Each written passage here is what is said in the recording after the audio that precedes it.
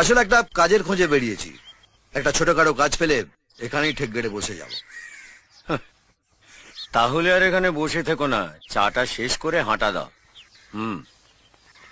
এখানে কাজের চেয়ে অকাজটা বেশি হয়। দিন শুরু হয় শব্দে আর রাত শেষ হয় স্বজন হারানোর কান্নায়। এই তো এইরকম একটা জায়গায় তো চেয়েছিলাম, যেখানে সকালে দমাদম পড়বে আর রাত্রিরে পড়বে। রোজ ভাববো কিন্তু একটা থাকার জায়গা পাওয়া যাবে। এখনো খাওয়ার ব্যবস্থা করতে পারোনি, শোয়ার জায়গা খুঁজছো। শোয়ার জায়গা হয়ে গেলে খাবার ব্যবস্থাও হয়ে যাবে। আপনার হাত জগন্নাথ। আরে গুরু চাচা, এই হাতে কামাল আমি দেখেছি গো। অবিনাশের লোকেরা যখন রাস্তা আটকাচ্ছিল তাদের পে দিয়ে হালুয়া টাইট করে দিয়েছে। হ্যাঁ হ্যাঁ,